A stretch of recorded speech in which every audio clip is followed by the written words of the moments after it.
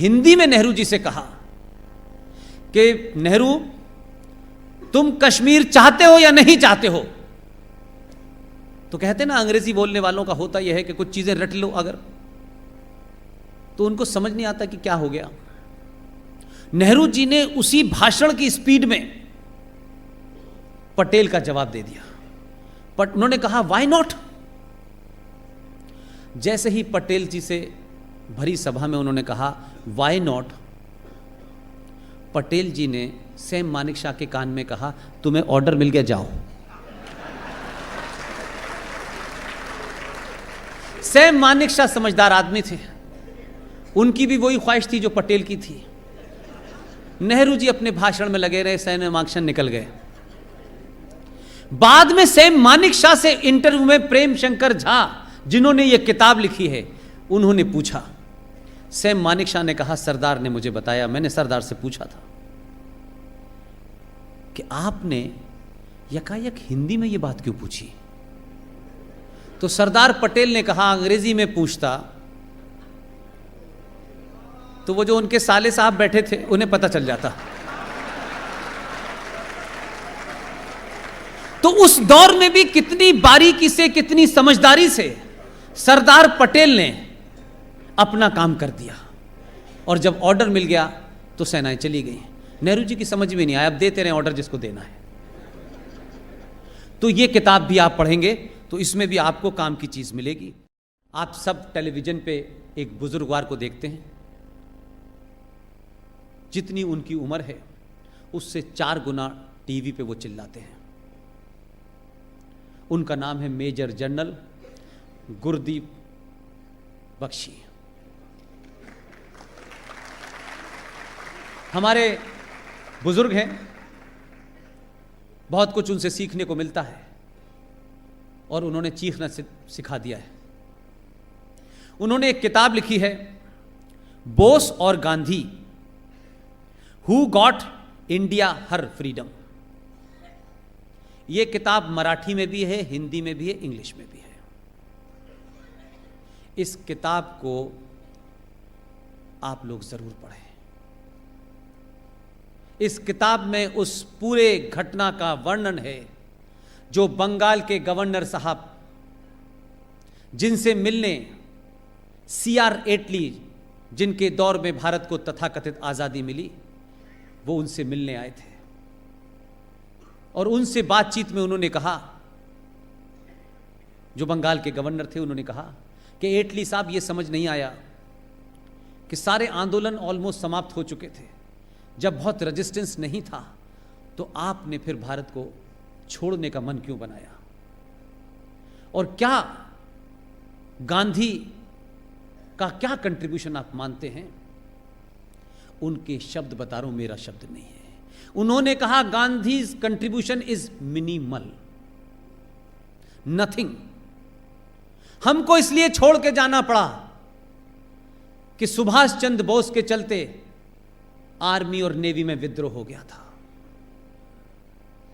और हमारे लोगों ने कहा कि हम आजाद हिंद फौज के लोगों से नहीं लड़ सकते, इनके पास हथियार बहुत पुराने हैं लेकिन ये जंगजू हैं, इनके अंदर जज्बा बहुत है। भारत से अंग्रेज भाग के गए थे, इसलिए ये बेइज्जती मानता हूं मैं उन तमाम लोगों की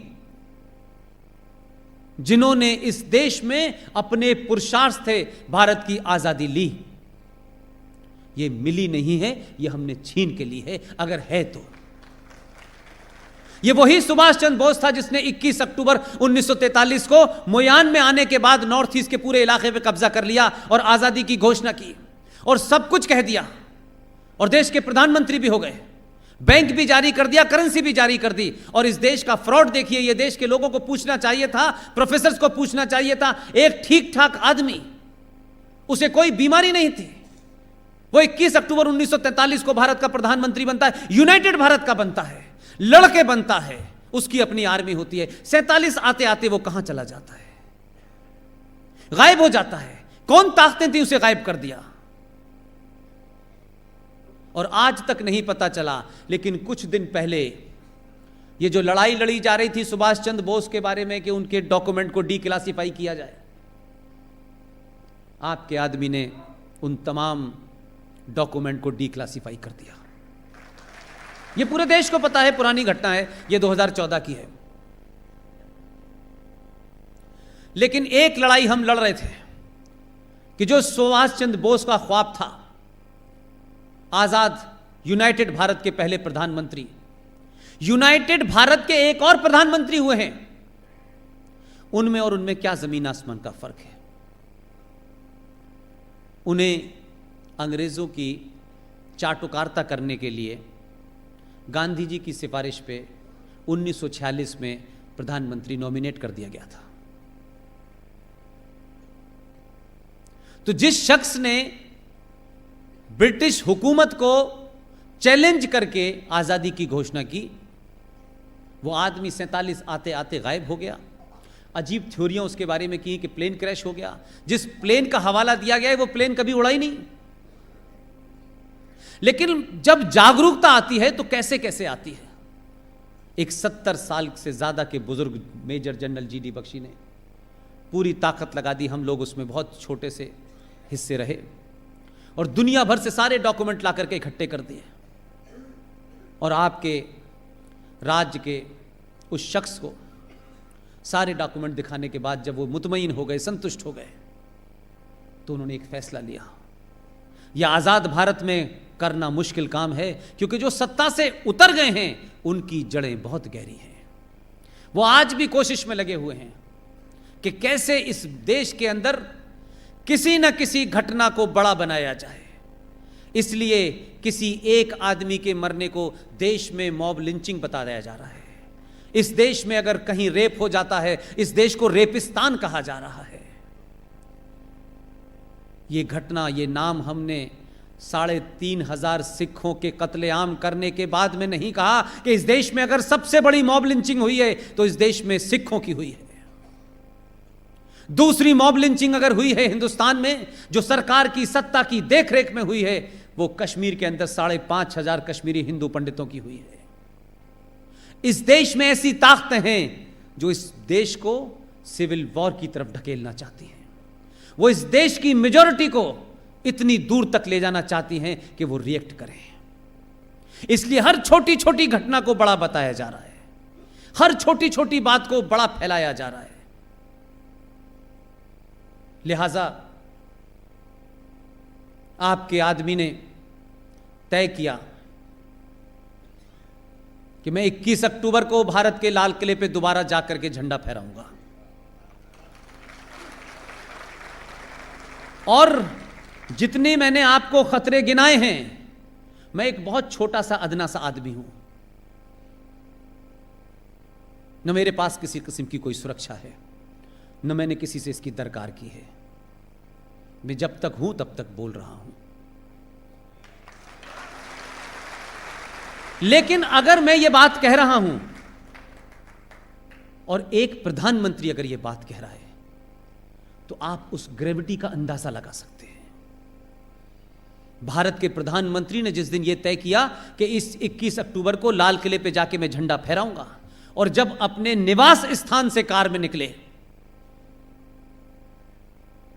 और लाल किले के रास्ते में पहुंचे, तो अपने ऑफिशियल ट्विटर हैंडल से एक ट्वीट किया। यह देश के प्रधानमंत्री का ट्वीट है भाई, यह हम जैसे आम लोगों का ट्वीट नहीं है। उसकी गंभीरता को समझिए। उस ट्वीट में उन्होंने कहा कि मैं जो काम करने जा रहा हूं, आप लोग रिकॉर्ड निकाल के देख लीजिएगा, मुझे मालूम है कि लोग मेरे बाल नोच लेंगे।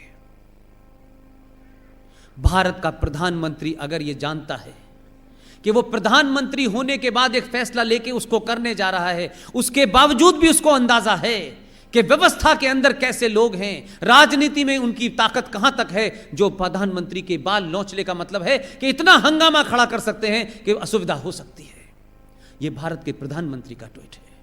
मैं उस दिन से लेकर आज तक कह रहा हूं, धारा 370 हट गई, यह खुशी का मौका है, इस पे खुश होइए। आप फेसबुक पे खूब मुबारकबाद दीजिए। पूरी दुनिया में आपका प्रधानमंत्री घूम घूम के कह रहा है कि इस फैसले के साथ पूरा देश खुश है। पूरे देश में एक अजीब राष्ट्रवाद की लहर है, देश के प्रति एक नई किस्म की सोच पैदा हुई है। लेकिन एक बात पूछूं मैं आपसे, जो हमें करना चाहिए था क्या हमने किया? और हमें क्या करना चाहिए था यह भी अगर बताना पड़े तो चिंता का विषय है। मैंने इसीलिए कहा, कौन किसको जानता है, कौन किसको नहीं जानता है, सरकार में मेरा यह है, उसका यह है, मुझे इसमें इंटरेस्ट नहीं है। अगर उन्होंने राष्ट्र के हित में फैसला लिया है तो हमें राष्ट्र के हित में एक काम नहीं करना चाहिए, जिसकी अपील मैं सबसे करता हूं। हमारे पास हजारों काम हैं, जिंदगी की रफ्तार फिर भी चलती रहेगी। हो सकता है किसी दिन हम कम कमाएं, हो सकता है किसी दिन हम कम खाएं, लेकिन राष्ट्र के लिए एक छोटा सा समय, एक छोटी सी कुर्बानी देने के लिए जिसमें हमें कुछ देना नहीं है, जब पूरे दुनिया में उसको यह बताना पड़ रहा है कि भारत राष्ट्र खड़ा हुआ है इस फैसले के साथ, तो क्या इस राष्ट्र की जिम्मेदारी नहीं है कि जिस दिन जम्मू कश्मीर में लेफ्टिनेंट गवर्नर चार्ज ले, उस दिन पूरा देश सड़कों पर बाहर निकल करके देश को धन्यवाद नहीं कर सकता? और यह धन्यवाद सरकार को नहीं है, इसको सरकार को धन्यवाद देने तक सीमित नहीं रखना चाहता मैं चाहता हूं सड़कों पे निकलेंगे, पूरे देश नहीं पूरी दुनिया देखे कि देश मोदी के साथ है।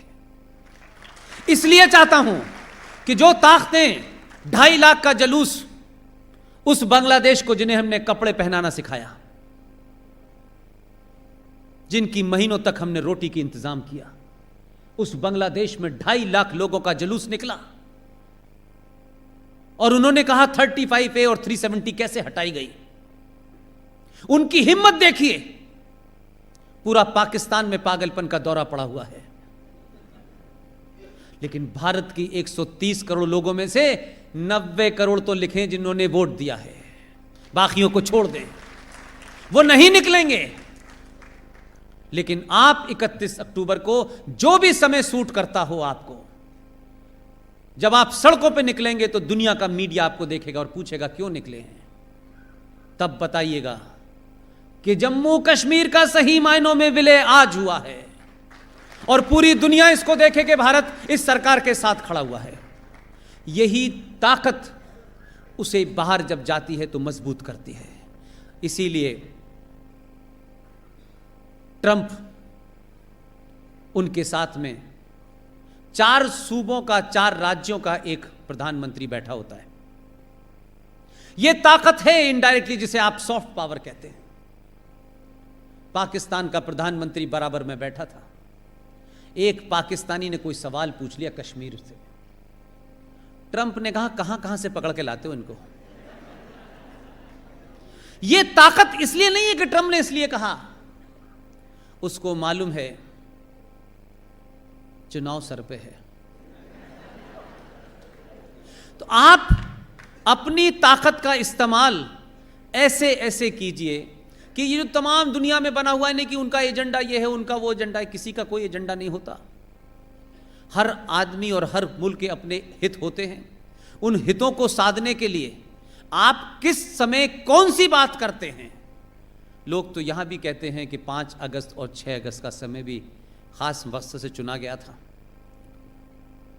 क्योंकि पूरी दुनिया के अंदर भारत की ताकत इतनी थी कि इस्लाम के अंदर एक कंसेप्ट है। इस्लाम नेशन स्टेट को नहीं मानता, उनके यहाँ नेशन का कंसेप्ट नहीं होता, उनके यहाँ उम्मा का कंसेप्ट होता है। उम्मा ये शब्द आप लोगों ने नहीं सुना होगा। उम्मा का मतलब होता है इस्लाम का मानने वाला दुनिया के किसी भी कोने में है, उस मुसलमान का जो गुजरात में है, जो भड़ूच में कांग्रेस का मुंशी है, उसका, और मंगल ग्रह पे भी अगर कोई मुसलमान रह रहा है, उसको मंगल ग्रह पे रहने वाले मुसलमान की चिंता पहले होनी चाहिए। जिस मुल्क में रह रहा है उस मुल्क के हम वतन की चिंता उसकी बाद में है। यह इस्लाम का कंसेप्ट है।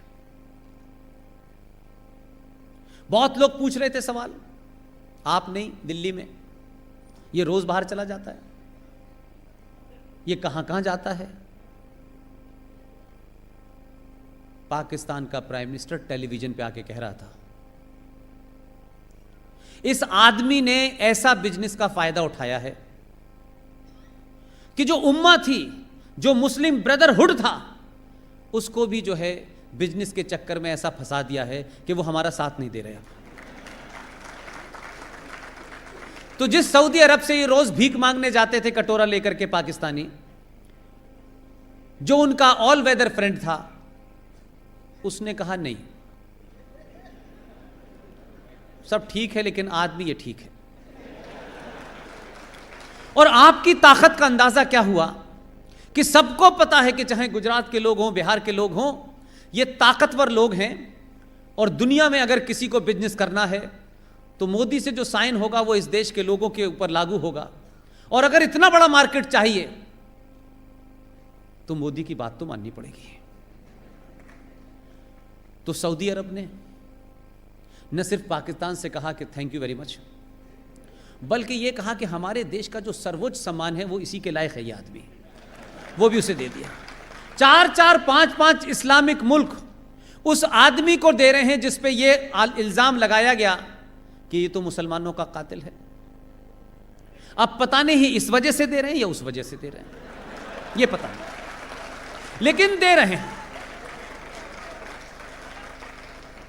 और अंतर्राष्ट्रीय बरादरी में अगर अखबार पढ़ें आप लोग, तो भारत और इजराइल के संबंध पिछले 25 साल से थे। जिन्होंने संबंध बनाए, जैसे संबंध एडवीना के साथ निभाए वैसे इजराइल के साथ निभा रहे थे। सार्वजनिक नहीं करना चाहते थे, लेकिन श्रद्धांजलि जरूर दी उन्होंने।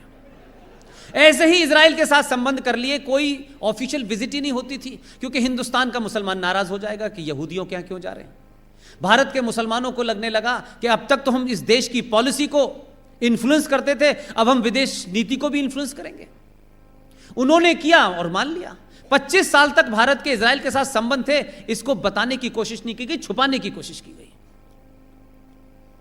इसलिए मैंने कहा, एक विज्ञापन की लाइन है, डर के आगे जीत है। जब आप डरना छोड़ देते हैं तो आपकी जीत होती है। वही शख्स यहां से इजराइल गया जिसे आपने भेजा है, और गाजे बाजी के साथ गया। यहां से 5-7 टीवी क्रू गए और वहां लाइव, वो भी बेगाना ऐसे घूम घूम के कह रहा था, Modi my brother, my brother. लग रहा था दोनों कुंभ में बिछड़ गए थे, अब मिले हैं।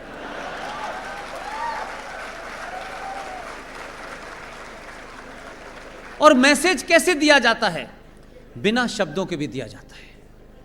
पैंट घुटनों तक चढ़ा करके दोनों समुद्र में ऐसे बात कर रहे थे, जिससे पूछ रहे थे कि नानी कैसी हैं, चाची कैसी हैं। बहुत कम लोगों को पता होगा, ये बात मैं सार्वजनिक तौर पे इसलिए कह रहा हूं कि इसमें कोई ऑफिशियल सीक्रेट एक्ट नहीं लगा हुआ। हमेशा ध्यान रखिए, स्ट्रक्चर्ड बातचीत जब दो बड़े नेताओं में होती है तो वो राष्ट्रपति भवन में होती है, वो किसी प्राइम मिनिस्टर के घर पे होती है। उन बातों को आप सब रिकॉर्ड पे जाती है। जो बातें रिकॉर्ड पे नहीं लानी होती वो समुद्र में खड़े होकर करते हैं।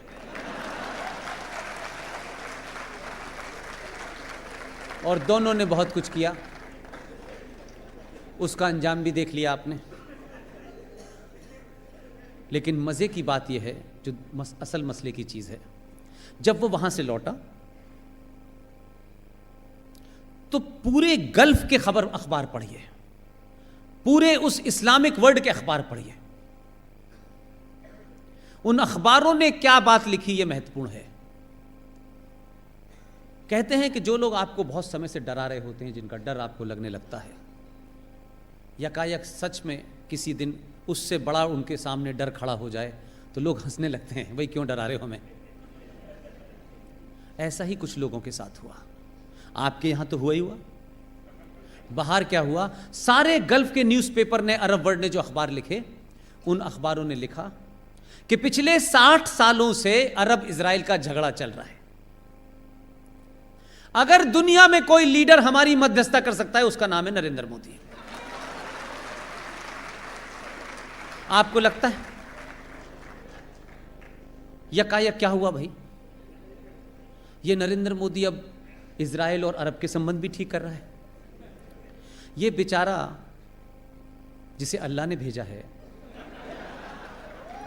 ये मुसलमानों में जो गैर इस्लामिक काम कर रहे हैं वो भी ठीक कर रहा है, क्योंकि इस काम के लिए तो वोट दिया नहीं था। जिन्होंने उसको बिल्कुल वोट नहीं दिया था कि वो ये काम ना करे, आपने वोट दिया था, वो उनका काम कर रहा है और लगातार कर रहा है। और इतना काम करने लगा है कि वो अब कह रहे हैं अब हमें हमारे काम मत करो भाई, हमें बड़ी तकलीफ हो रही है। तो जब भारत आए वो, तो भारत आने के बाद आप सब लोगों को दिल्ली में एक जगह है जिसे कहते हैं तीन मूर्ति, सुना होगा आपने। विजनरी प्रधानमंत्री वहीं रहते थे, क्योंकि वहीं से आखिरी अंग्रेज, और उस इस अंदाज में बनी हुई है तीन मूर्ति, कभी जाके देखें कि वहां से राष्ट्रपति भवन नजर आता है सीधा। उस तीन मूर्ति पे तीन मूर्तियां लगी हुई हैं,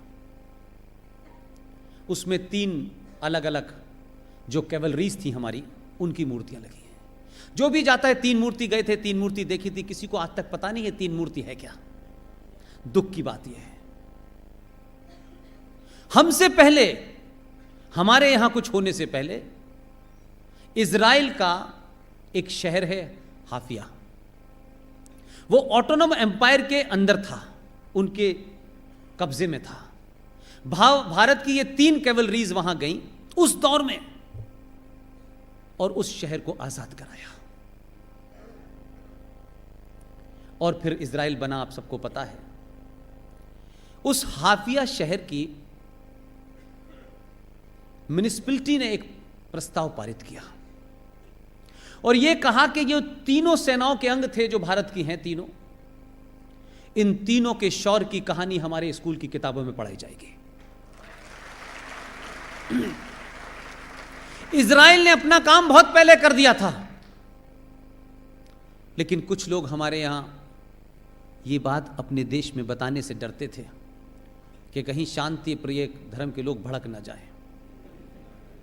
लेकिन आपके आदमी ने जो काम किया वो मेरे लिए महत्वपूर्ण है। मैसेज ऐसे ही दिए जाते हैं, सत्ताएं ऐसे ही चलती हैं। जब आप राष्ट्र को ध्यान में रखते हैं तो कुछ लोगों की चिंता नहीं करनी चाहिए। तीन मूर्ति के मैं अपने भाई को वापस बुलाया, अब तुम आ जाओ, और उसे खूब घुमाया और आखिर में उस तीन मूर्ति का नाम का दोबारा से नामकरण किया गया और अब उसका नाम हो गया है तीन मूर्ति हाइफा चौक। जिनके पेट में दर्द था, जो उसके जाने पे सवाल उठा रहे थे कि वहां जा रहे हो तो फ़लस्तीन भी जाना, हमारा भी ख्याल कर लेना, उसने कहा फ़लस्तीन जाऊं ना जाऊं बात अलग है, पहले वहीं जाऊंगा जहां मेरा काम है। तो जब आपने हाइफा चौक रखा तो सारे बच्चे दिल्ली के तीन मूर्ति चौक में जाके पढ़ते हैं और फिर उनको पता चलता है इजराइल क्या है और हमारे संबंध क्या हैं और इजराइल कौन है और किन गुजरातियों ने उनको सबसे पहले अपने यहाँ शरण दी थी। वो पूरी कहानी पता चलती है और फिर जब वो पता करते हैं तो उनको ये भी पता चलता है कि सन 71 का युद्ध जिसमें दो लोग थे, पूरा देश जानता है वो हीरो कौन थे। एक का नाम था जनरल जैकब और दूसरे का नाम था सैम मानेकशॉ। एक यहूदी था और एक पारसी था। इस देश ने उनका धर्म नहीं पूछा, मजहब नहीं पूछा, इस देश ने उनको सर पे बिठाया, सर्वोच्च सम्मानों से नवाजा। लेकिन इस देश में एक माइनॉरिटी है, 35 करोड़ बताते हैं, उनको डर लगता है। 2.5% सिखों को डर नहीं लगा, 50,000 पारसियों को डर नहीं लगा, यहूदियों को डर नहीं लगा और उन्हें ने किसी काम से इस देश ने नहीं रोका। लेकिन 35 करोड़ लोगों को, एक साहब को 2015 में डर लगा था, वो बीबी के साथ जाना चाहते थे, गए नहीं। फिर एक साहब को अभी डर लगा है। मैं कहता हूं अगर ये डर लग रहा है तो ये डर अच्छा है।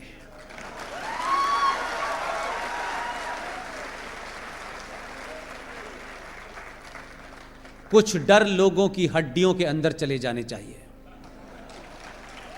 और 500 साल तक यह डर रहना चाहिए कि अगर इस देश की सनातन संस्कृति के साथ जो भी कुछ तुमने किया है, इस देश के हजारों मंदिरों को तुमने तोड़ा है, तुम मंदिर तोड़ने वालों के साथ खड़े हो, भारत के साथ नहीं खड़े हो। तो तुम्हें अगर डर लगता है तो कई हजार साल तक लगना चाहिए, और जो डराने में सक्षम है उसे आप गद्दी पे बिठाते रहिए।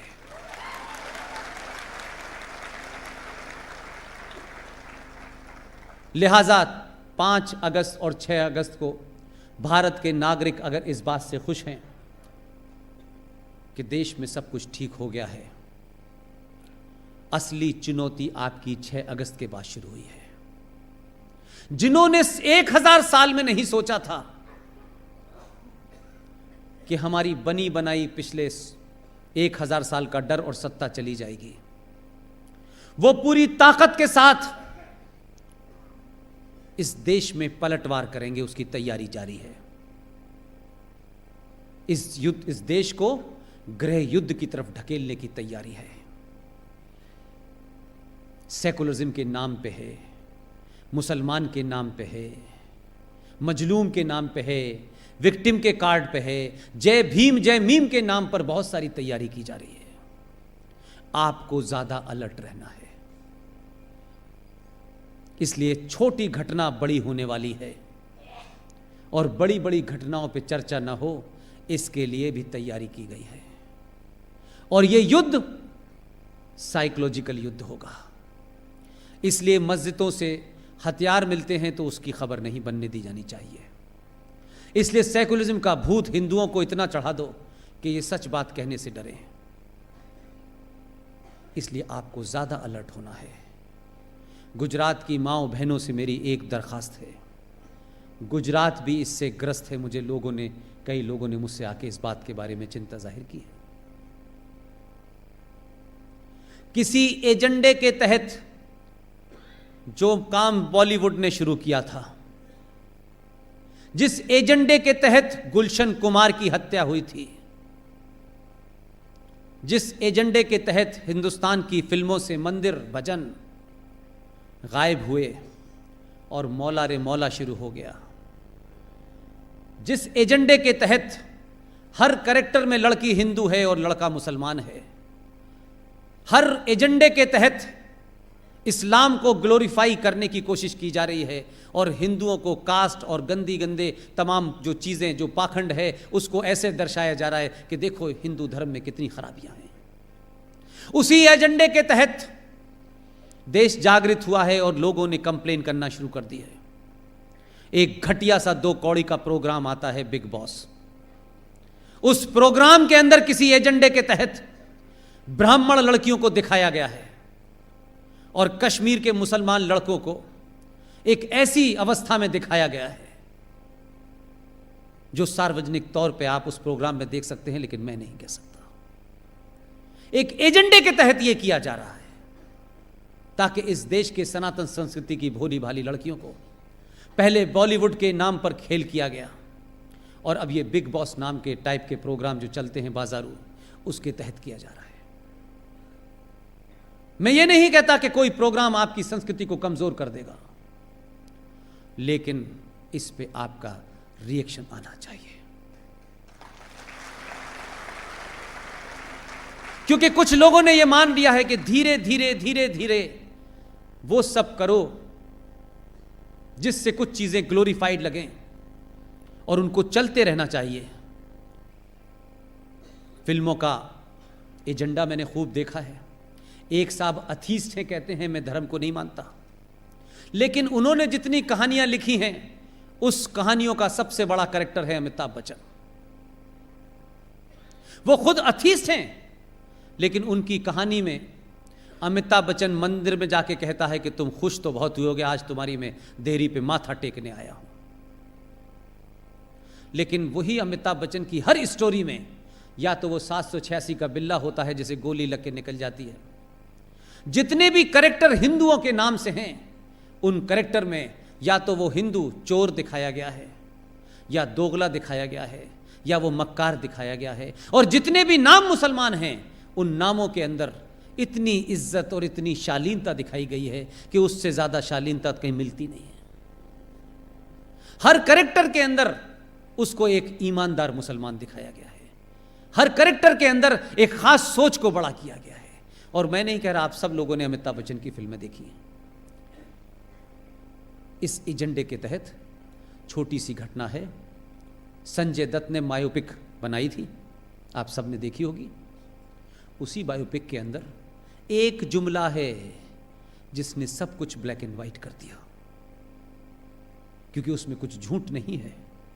संजय दत्त के पिताजी सुनील दत्त ने जब नरगिस से शादी करने का प्रपोजल रखा, आप जानते हैं उस वक्त के मुंबई का माफिया डॉन हाजी मस्तान ने फोन किया सुनील दत्त को और कहा कि तुम्हें किसने कहा है कि नरगिस से शादी करो, और उसको अपने उस अड्डे पे बुलाया। ये सच्ची घटना है। और उसने कहा कि मैं नरगिस को खुश रखूंगा। आप यकीन मानिए, इस देश में स्थिति आपकी ये थी कि आप किससे शादी करें, उसके लिए उस मुसलमान अगर माफिया डॉन है तो उसकी भी इजाजत लेनी पड़ेगी। और ली, पूरी जिंदगी उसने ईमानदारी से निभाया, लेकिन उसके लिए एक माफिया डॉन की परमिशन जरूरी थी। लेकिन आपकी लड़कियों को इसलिए वर्गलाया जा सकता है, इसलिए वो इजीली टारगेट हो जाती हैं कि हमारे घर में हमारी माएं, एक एवरेज मां की बात कर रहा हूं, हमारी माएं चमत्कार की खोज में ऐसे ऐसे बाबाओं के यहां चली जाती हैं कि एक बाबा हैं, वो कहते हैं समोसा खाया था, तो वो कहती नहीं, तो उसे चटनी से खाया था, तो उसने कहा खाया था, तो चटनी कौन सी थी, कि लाल रंग की थी, नहीं हरे रंग की थी, तो लाल रंग की खाना सब ठीक हो जाएगा। ऐसे बाबा बहुत घूम रहे हैं। और भारतीय महिलाएं ये कब से चमत्कार में पड़ने लगी। कोई रहीम साहब के घर जा रहा है, ये अलग अलग बाबाओं ने जो दुकानें चला रखी हैं, इसमें सबसे ज्यादा भारतीय नारी क्यों जा रही है भाई? उसका घर संपन्न है, उसके घर में सब कुछ मौजूद है, क्या ऐसी बात है कि वो चमत्कार के चक्कर में अपने बच्चों और बच्चियों को छोड़ करके इन बाबाओं के भुलावे में आ रही है? और वो बाबा क्या क्या करते हैं वो बाद में पता चलता है। आप सनातन संस्कृति की हैं, आप उस वंशज की हैं जिन्होंने जौहर किया है, आप उनकी वंशज हैं जो दुर्गा बन के जिन्होंने अपने दुश्मनों का सर्वनाश किया है। आप लोग अपनी उन लड़कियों से जिन्होंने हाई स्कूल कर लिया है, जिनके अंदर समाज के बदलाव हो रहे हैं, जिनके शरीर में एक नेचुरल बदलाव हो रहे हैं, आपकी वो बेटी भी इसी समाज में रहती है, उसके अंदर भी अजीब अजीब इच्छाएं जो होंगी वो आएंगी। मेहरबानी करके बाबाओं के चंगुल में न जाएं, अपनी 10वीं क्लास की लड़की को अपना दोस्त समझ के उसके मन मस्तिष्क में होने वाले बहुत सारे कोतूहल को शांत करें, उसको बताएं। दोस्त बन के रहेंगी तो वह अपने मन की बहुत बातें आपसे करेगी। अगर आप सिर्फ माँ बन के रहेंगी तो अपने बात नहीं बताएगी। और इस शहर में बहुत सारे शिकारी घूम रहे हैं जो कलेवा पहन करके लड़कियों के स्कूल के बाहर घूमते हैं और उनको अपने चुंगल में फंसाते हैं। और उसके बाद क्योंकि आपके पास समय नहीं है अपनी बात सुनाने का और सुनने का, वो अपनी बात अपने मन की किसी ऐसे आदमी से कह देती है, किसी भरोसे में कह देती है कि उसको ये पता नहीं चलता है कि मैं धीरे धीरे एक ट्रैप में फंसने जा रही हूँ। और जब तक उसे ध्यान आता है तब तक जिंदगी बर्बाद हो चुकी होती है। आप तमाम माएँ बहनें अपने उन बच्चों के साथ बैठें, उनसे बात करें। और सोना पहनने का भारतीय नारी को बहुत शौक है। सोना पहन करके सड़क पे चलेंगी, हजारों लुटेरे भूखे नंगे घूम रहे हैं जो आपकी एक सोने की चैन छीनने के चक्कर में आपकी जान जा सकती है। सोना पहन के किसी को नहीं दिखाना है, सोने आपके घर के बुरे वक्त के लिए रखा हो, उसे बक्से में रख दीजिए। कुछ सालों के लिए सिर्फ लोहा पहनिए, समस्याएं सॉल्व हो जाएंगी। आप लोगों ने मुझे इतने धैर्य के साथ सुना, यह रिकॉर्ड है मेरे जीवन में, लेकिन यह रिकॉर्ड उनको मत बताइएगा। पता करा लेंगे कौन आया था भाई, तो थोड़ी तकलीफ हो सकती है मुझे। वो कह रहे थे मैं ही अकेला है, दूसरा पैदा कैसे हो गया है, जो रात में भी जगा लेता है लोगों को। लिहाजा राजकोट के लोगों में आपका धन्यवाद करता हूं, दिल से धन्यवाद करता हूं। मुझे सिर्फ यह पता था कि आप राष्ट्रवादी हैं, लेकिन आप इतने बड़े राष्ट्रवादी होंगे ये मुझे नहीं पता था।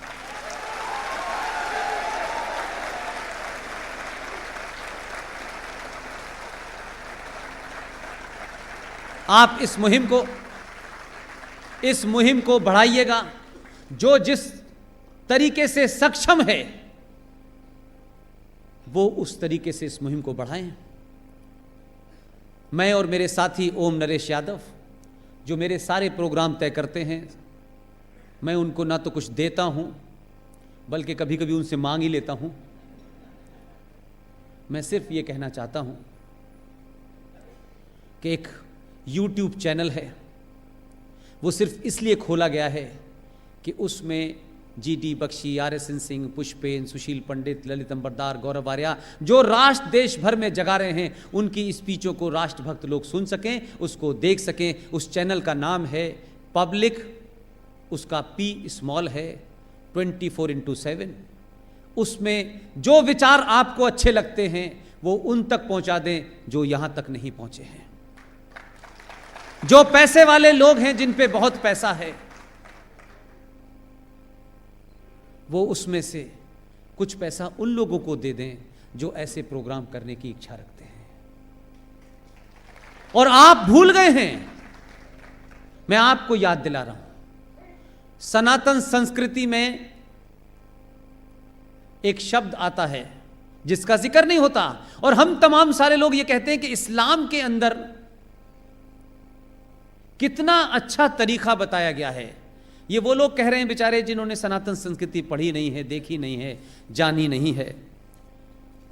जैसे इस्लाम के अंदर 5 फंडामेंटल्स हैं उनके मानने वालों के लिए, उसमें एक है रोज़ा, एक है नमाज, एक है ईमान, एक है हज, और 5वां क्या है?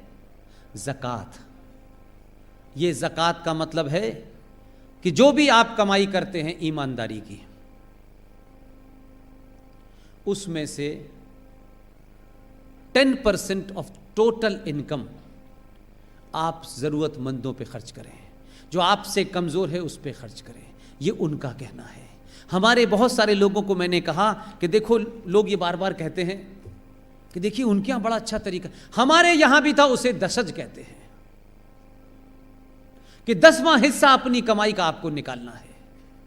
और जो भी राष्ट्र निर्माण में लोग काम कर रहे हैं, जैसा भी काम कर रहे हैं, जिस तरीके का भी काम कर रहे हैं, चुपचाप से उनको दे देना है बस। तो सनातन संस्कृति की पहली शुरुआत यह है, जो काम आपने नहीं किया बहुत अच्छा किया, मैं खुश हूं। इसलिए भाषण देना, सुनना, ताली बजाना यह एक हिस्सा है। जो मेरे और आपके हाथ में है वो कल सुबह से शुरू हो सकता है। जितने भी फंक्शन होते हैं और जितने भी करें और जिन फंक्शनों में भी जाएं, आप अगर ऑडियंस में भी बैठे हैं तो वहां से ये बात कहिएगा। ये माला पहनाने का और बुके देने का फैशन हमारा नहीं है। ये बुके देने का फैशन अंग्रेजों का था। हमारी संस्कृति की घर से शुरुआत अगर करनी है, छोटी सी करनी है, नई जनरेशन को मैसेज देना है, जैसे आपका आदमी लगातार चाहे केदारनाथ में बैठे, चाहे नेपाल के उस मंदिर में 8 घंटे पूजा करके निकले, गेरुए वस्त्र और बहुत सारे रुद्राक्ष की माला, ऊपर इतना बड़ा तिलक लगा के निकल रहा है, वो इसलिए नहीं कि वो ये बता रहा है मैं पूजा करके निकला हूं, वो कह रहा है कि अपने होने पे शर्म मत करो। जब मैं प्रधानमंत्री होकर चिंतित नहीं हूं तो तुम किस लिए चिंतित हो कि तुम पूजा नहीं करोगे, तिलक नहीं लगाओगे, कि धोती नहीं पहनोगे।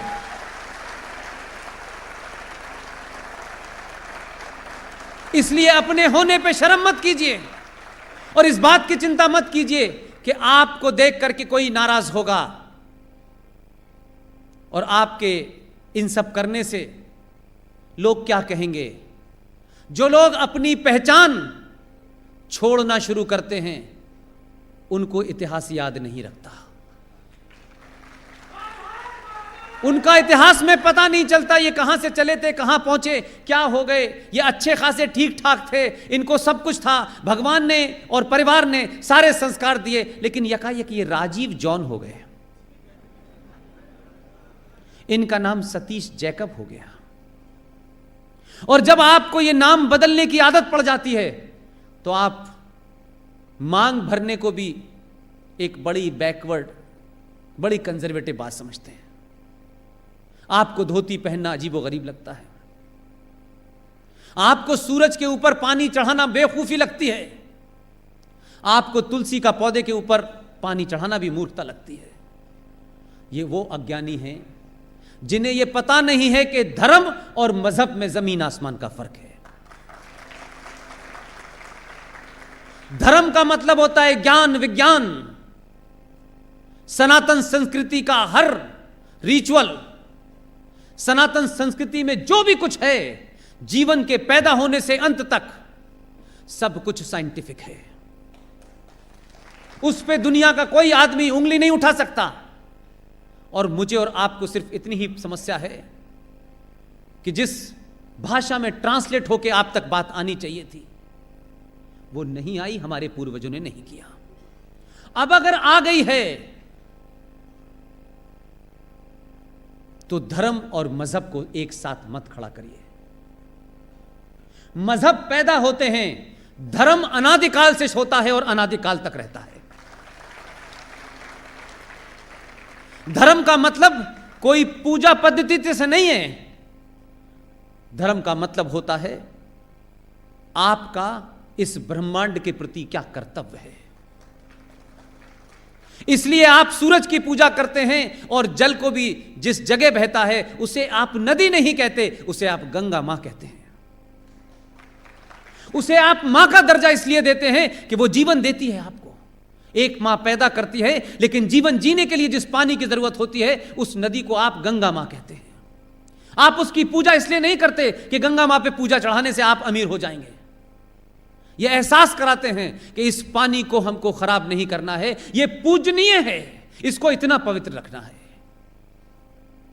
आपकी माएं, हमारी नानी दादी नदी पार करते वक्त अपने रूमाल में से 10 पैसे का सिक्का नदी में क्यों डालते थे? इसलिए कि ये जो अंग्रेजों का सिस्टम आज है ये पहले नहीं था। सारे अच्छा बुरा, नहाना धोना सब कुछ नदी पे होता था, उसी का पानी पिया जाता था। आज आप अगर इसको सोचेंगे तो आपको लगेगा ये कितनी गंदी बात है भाई, लेकिन सच बात क्या है? न हवाई जहाज थे, न पानी के जहाज थे। खुद मैंने अपनी मां के साथ कई बार चंबल की नदी पार की है और मैंने अपनी मां को मैंने अक्सर देखा था, वो जीवित हैं अभी, कि वो अपने रूमाल में से सिक्का निकालती थी और नदी में डालते वक्त कहती थी जय मां गंगा की। मैं उस वक्त हल्का सा मुझे याद है, मैंने अब उनसे पूछा और मेरे पूछने से पहले उसका जवाब मुझे मिल गया। लेकिन मैंने उनसे जाके पूछा कि जो मां मेरी बहुत पढ़ी लिखी नहीं है लेकिन बेतहाशा निडर और बहादुर है, शायद उसी की वजह से मैं यहां खड़ा हूं। उस मां ने मुझे बताया कि ये जो कॉपर का सिक्का होता था इसलिए पानी में डालते थे कि ये कॉपर एक ऐसी धातु है कि जो कितना भी पॉल्यूटेड वाटर होगा उसको प्योरीफाई कर देता है। तो ये सिलसिला चलता रहे, लगातार चलता रहे, इसलिए डाला जाता था। लेकिन मेरे प्यारे नौजवान साथियों, मैं एक बात के लिए खुश हूं कि जो बात आपकी नानी दादी नहीं समझा पाई, वो माधुरी दीक्षित के डबल रोल ने समझा दी। आज वो विज्ञापन चल रहा है, यंग मदर ओल्ड मदर से पूछ रही है कॉपर के बारे में, अंग्रेजी में जवाब दिया तो पता चला कि जो वाटर प्योरीफायर है वो भी उसमें प्लेट कॉपर की इस्तेमाल कर रहा है। तो अगर इस जनरेशन को किसी भी तरीके से सनातन संस्कृति के महत्व का पता चल जाए, एक बार यकीन करिए अपने ऊपर, जो भी प्रश्न है वो मिल जरूर जाएगा। ढूंढने में थोड़ा देर लग सकती है। आज भी बड़े सारे साधु संत ऐसे हैं, ऐसी ऐसी जगह बैठे हैं जो बाहर निकल के नहीं आते, जो चुनाव नहीं लड़ते, जो कंप्यूटर बाबा नहीं हैं, जो गोल्डन बाबा नहीं हैं, अजीबो किस्म किस्म के हमारे यहां सन्यासी हैं। सन्यास लेने के बाद सबसे ज्यादा सोना है उनके पास, उनकी इच्छा है कि सत्ता में बैठे। अजीब किस्म का सन्यास है ये। इसलिए आपका जीवन जो सुबह सुबह शुरू होता है बिस्तर से उठने से लेकर के शाम तक, जब तक रात नहीं हो जाती, तब में सबका पूरा वर्णन है, एक एक चीज का महत्व साइंस पे रखा हुआ है। आज आप उसको O2 कहते हैं। हमारे पूर्वजों ने O2 नहीं कहा, उन्होंने कहा कि पर्यावरण का ध्यान रखने के लिए पीपल के पेड़ की पूजा करते रहना बेटा, इस पे एक बार लोटा जरूर चढ़ाने जाना। पीपल के पेड़ पे भगवान का वास होता है, क्योंकि हमारे यहां अगर किसी से यह कह दिया जाए कि इस पे भगवान का वास है, तब तो हम करते हैं। हम ये कहें कि ये ऑक्सीजन देता है 24 घंटे, तो कहेंगे इससे क्या फर्क पड़ता है। तो पीपल का एकमात्र पेड़ है जो 24 घंटे ऑक्सीजन देता है। हमारे पूर्वजों ने कई हजार साल पहले पता कर लिया था। यह अब पता चल रहा है लोगों को, हमें पढ़ाया जा रहा है O2। हम जानते थे कि जो हमारे यहां फसलें पैदा होती हैं, हमारे समाज में, हमारे देश में कभी भी फसलों को पैदा करने के लिए केमिकल नहीं डाले गए। अंग्रेज आए, हमें बता गए। अब हम खेत में डालने की जगह यूरिया दूध में भी डाल रहे हैं।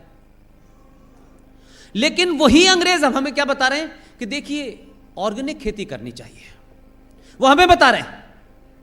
और हम ऑर्गेनिक खेती में अलग से ऑर्गेनिक शक्कर, ऑर्गेनिक गुड़ ला के खा रहे हैं। हम कहां से चले थे? हम थे समुंदर, हम नाली बन गए। आप आधे से ज्यादा समस्याएं इस देश के सामने चुनौतियां हैं।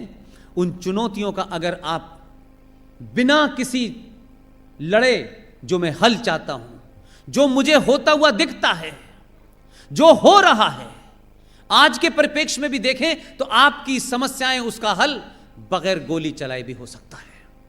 सिर्फ आपको सनातन की तरफ लौटना होगा और कुछ नहीं करना है, कुछ नहीं करना है। जो लोग बार बार लगाते हैं कि भारत को हिंदू राष्ट्र बना दो, उनसे भी मैं एक ही बात कहता हूं, पहले खुद हिंदू हो जाओ, अपने हिंदू होने का परिचय दो। हिंदू होने का मतलब नहीं होता कि आपने नाम रख लिया है, तिलक लगा लिया है और जोर जोर से भारत माता की जय कह दिया, इससे नहीं होता। हिंदू होने का परिचय दो लोग दे रहे हैं, और जितनी ताकत से दे रहे हैं, बगैर कुछ कहे दे रहे हैं, उतना ही लोगों को डर लग रहा है। लोगों से पूछ रहे हैं भाई तुम्हें क्यों डर लग रहा है? कि हमें पता नहीं, लेकिन लग रहा है। इसी मुहिम को जारी रखें।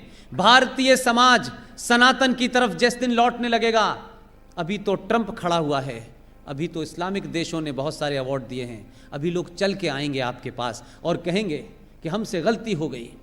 फारूक अब्दुल्ला फौरन बताएगा कि सन 1722 में मेरे पूर्वजों ने, जिनका नाम राघो राम कौल था, मैंने तलवार की जोल पे शलवार पहन ली थी, अब मैं फिर दोबारा से वापस आना चाहता हूं। ये सब कहेंगे। अपने पुरुषार्थ को तो दिखाइए भाई, दुनिया के सामने वो मिसाल तो रखिए कि हम कौन हैं। हमारे धर्म में नहीं किसी से कहा गया कि किसी भी कमजोर आदमी को मार दो, लेकिन पातंजलि के अंदर एक बात लिखी है जो मैं आपसे कहना चाहता हूं। उसमें नॉन वायलेंस या अहिंसा का जिक्र आया है एक जगह। उन्होंने कहा अहिंसा का मतलब होता है अपने मन में किसी दूसरे के प्रति किसी किस्म का द्वेष, दुर्भावना नहीं रखनी चाहिए। इसे नॉन वायलेंस कहते हैं, जिसे गांधी जी ने गड़बड़ कर दिया। और उसमें अगली लाइन पातंजलि क्या कहती है कि अगर कोई दुश्मन हथियार लेके आपके सामने आ जाए तो बिना देर करे उसकी गर्दन सर से अलग कर देनी चाहिए। अलग कर दिया। आपके यहां का इतिहास यह है, आपके पूर्वज लिख गए। लेकिन मैंने कहा ना कि 70 साल में ऐसे ऐसे फ्रॉड हुए हैं कि हमारे भी बाप दादाओं ने या तो पढ़ा नहीं, या उनको लगा कि सच बता देंगे तो ये बागी ना हो जाए कहीं। लेकिन पिताजी नहीं है मेरे, उनसे मेरी पॉलिटिकल बहस बहुत होती थी। लेकिन मुझे कभी कभी लगता है कि जिस माहौल में मैं पैदा हुआ, जिसमें मेरे फादर ने नौकरी की, जैसे वो हालात में रहे होंगे, उनकी कुछ मामलों पे चुप्पी से मुझे लगता है कि वो जानते थे कि यहाँ कुछ भी कहने से मतलब है कि एक बड़ा परिवार है, उसको लेकर के उन हालातों से कहाँ निकल के जाएंगे जहाँ 40-45 हज़ार मुसलमान रहते हों, जहाँ नौकरी उनकी हो, बच्चे पढ़ रहे हों, बेटियाँ पढ़ रही हों। लेकिन आज मुझे ऐसा लगता है कि मैं नहीं बोल रहा, मेरा पिताजी बोल रहे हैं।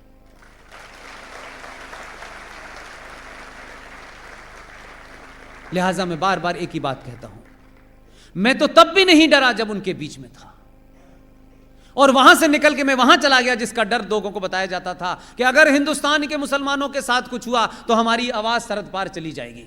तो मैं सरहद पार भी देखने गया था कि कौन लोग हैं जो आवाज सुनेंगे इनकी। आज उनकी कोई आवाज नहीं सुन रहा है। इसलिए डर सनातन संस्कृति के मानने वालों का गहना नहीं हो सकता।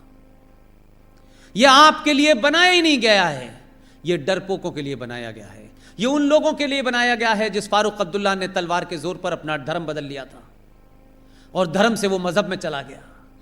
यह उस इकबाल के लिए बनाया गया है जिस इकबाल ने तराना लिखा था, उसके पूर्वज भी कौल ब्राह्मण थे। और हिंदुस्तान के 99% मुसलमान कन्वर्टेड हिंदू हैं। ये सब हिंदू थे। मुझे दुख इस बात का है कि जिन लोगों ने डर के मारे इस्लाम कबूल किया आज से कई सौ साल पहले, वो डरे हुए लोग हमें डरा रहे हैं। यार कुछ तो शर्म करो। अगर कोई बहादुर हमें डराए तो हम कहेंगे चलो ठीक है, कम से कम बहादुर तो डरा रहा है। जो डर के मारे, जिन्होंने अपना धर्म बदल लिया, पहचान बदल ली, नाम बदल ली और किताब बदल ली, वो अब हमें डरा रहे हैं। जब नहीं डरे तो तुम अब हमें क्या डराओगे यार? और क्या सोच के तुमने सोचा कि हम डर जाएंगे? हमारे तो दो ही भारी पड़ रहे हैं। अगर ये समाज में 10% दीवाने हो गए तो भाई साहब पता नहीं चलेगा कि 15 मिनट की भी जरूरत नहीं पड़ेगी। लिहाजा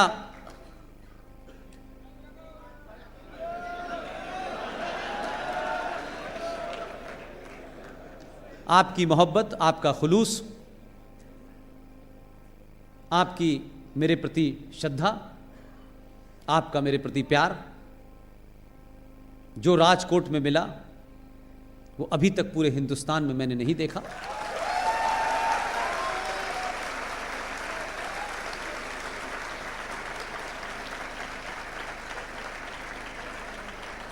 इतने बड़े बड़े लोग कि मेरी हैसियत के लोग उनके ऑफिसों में काम करते होंगे, उन तमाम लोगों ने सुबह से जो देश इस जगह के सबसे धनाढ्य लोग हैं, उन्होंने अपने घर ले जाकर मुझे खाना खिलाने में फख्र समझा। ये मेरे लिए इज्जत की बात है। और इतने सारे लोगों ने मुझे पिछले 24 घंटे से एहसास ही नहीं होने दिया कि मैं अपने घर से दूर हूं।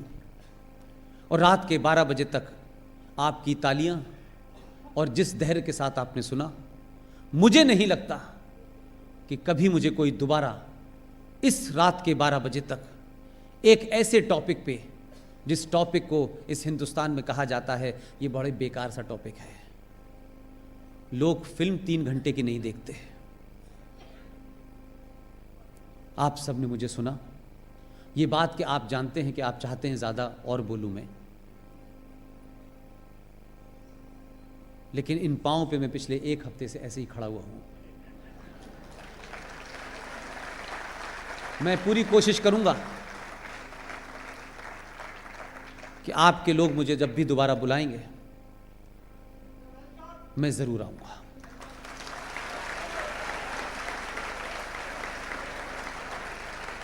इस मुहिम को बढ़ाते रहिए। जिस चैनल का मैंने जिक्र किया उसको बढ़ाते रहिए। उसके माध्यम से आप ही के भाई बंधु, कोई कैलिफोर्निया में है, कोई जर्सी में है, कोई न्यूयॉर्क में है, दुनिया भर में ये चीज़ें पहुंच रही हैं। दुनिया भर के लोग मुझे फ़ोन करते हैं, उनको बहुत अच्छा लगता है, बहुत खुश होते हैं। बहुत सारे बुज़ुर्ग रोने लगते हैं टेलीफोन के ऊपर। मुझे लगता है बहुत गहरा दर्द है, इस दर्द का अब इलाज होना चाहिए। बहुत बहुत धन्यवाद। Thank you very much. धन्यवाद साहब।